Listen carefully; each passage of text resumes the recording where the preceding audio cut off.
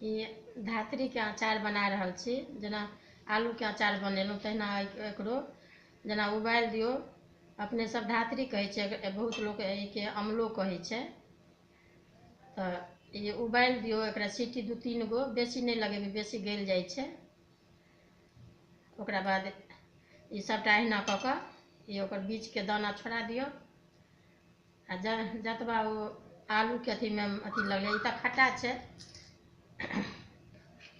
अपना अनुकूल होइए जेना मसाला वएह जीर, मेथी, मंगरैल, जमाइन सबटा भूजि कऽ आ कुटि देलियै, पीस देलियै, ओ छीट दियौ।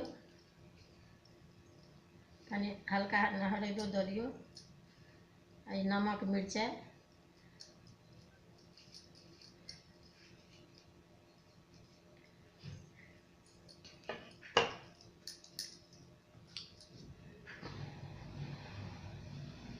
हल्का तेल दऽ दियौ, बेसी नहीं देबै, चिपचिप करत।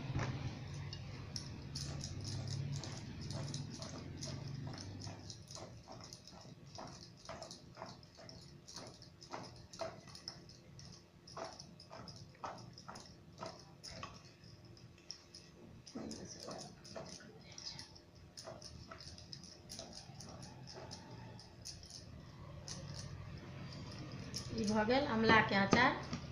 ई अपना सबके धातृ कहै छै। एहिमे वएह सब चीज देलियै। जेना आलूके अचार बनेने छलहुँ हँ, ओहिमे से खट्टाके मात्रा सेहो कनि पड़ै छै। एहिमे खट्टा तट्टा नहि पड़ै, अपने खट्टा रहै छै। तऽ एहिमे वएह हल्का अथी सब मसाला दऽ दियौ, नमक तेल, आ ई अपन खाउ। ई बेसी दिन नहि रहै छै, 1 सप्ताह अहाँ फ्रिजमे राखि कऽ खा सकै छी।